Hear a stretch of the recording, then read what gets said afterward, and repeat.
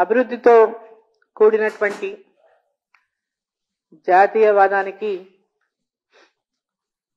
జనం పట్టం కడతారని 3 రాష్ట్రాల్లో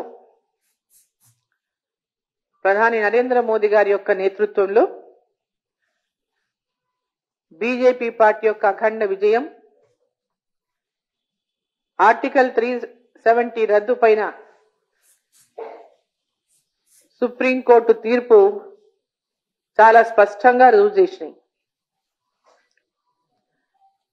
మోదీ గారి గ్యారంటీకి ఇతరుల గారడీ మాటలకు మధ్య ఉన్నటువంటి తేడా ప్రజలకు తెలుసు కాబట్టి 3 రాష్ట్రాల్లో కూడా మొన్న జరిగినటువంటి 5 రాష్ట్రాల ఎన్నికల్లో 3 రాష్ట్రాల్లో అఖండ మెజార్టీతో భారతీయ జనతా పార్టీని గెలిపించినారు. ప్రధాని మోదీ గారిపై, ఆయన పాలనపై అనేక చిల్లర మాటలు మాట్లాడిండ్రు చాలా మంది నాయకులు. అనేక చిల్లర మాటలు, మర్యాద లేకుండా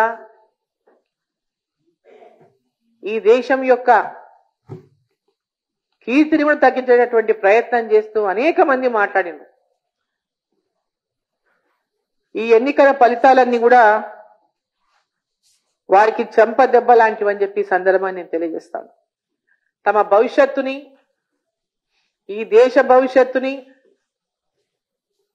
ఎవరుంటే కాపాడుతారో, ఎవరుంటే ఈ దేశం ప్రగతిని సాధిస్తుందో, ఎవరుంటే ఈ దేశ ప్రజల యొక్క ప్రగతి గురించి ఆలోచిస్తారో కుండ బద్దలు కొట్టినట్టు ఆ రిజల్ట్స్ చెప్పినాయి.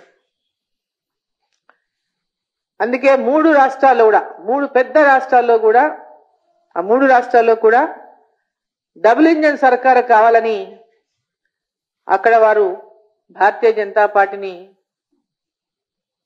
మంచి మెజార్టీతో గెలిపించినారు. మధ్యప్రదేశ్లో 20 ఏళ్లుగా బీజేపీ పాలనలో జరుగుతున్నటువంటి అభివృద్ధికి మళ్ళీ పట్టం కట్టిండ్రు అక్కడి ప్రజలు. రాజస్థాన్, ఛత్తీస్గఢ్ ఈ 2 రాష్ట్రాలు కూడా కాంగ్రెస్ పార్టీ పరిపాలన ఉన్నటువంటి రాష్ట్రాలు. ఆ 2 రాష్ట్రాల్లో కూడా వారి యొక్క అరాచక పాలనకు, అవినీతి పాలనకు చరమగీతం పాడి, తెలంగాణలో కూడా ఏ విధంగా అయితే కేసీఆర్ యొక్క అవినీతికి, కుటుంబ పాలనకు చరమగీతం పాడినరో అదేవిధంగా అక్కడ కూడా కాంగ్రెస్ పార్టీకి పాలనకు చరమగీతం పాడింది. ప్రధాని మోదీకి, ఆయన యొక్క పరిపాలన దక్షతకు ఈ 3 రాష్ట్రాలు కూడా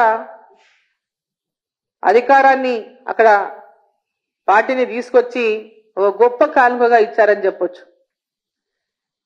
తెలంగాణలో కూడా భారతీయ జనతా పార్టీ ఒక బలమైన శక్తిగా ఎదిగినటువంటి నేపథ్యంలో ఇక్కడ ఉన్నటువంటి లోపాయికారి ఒప్పందంతో ఉన్నటువంటి పార్టీలు భారతీయ జనతా పార్టీ యొక్క ఎదుగుదలను చూసి ఓర్వలేక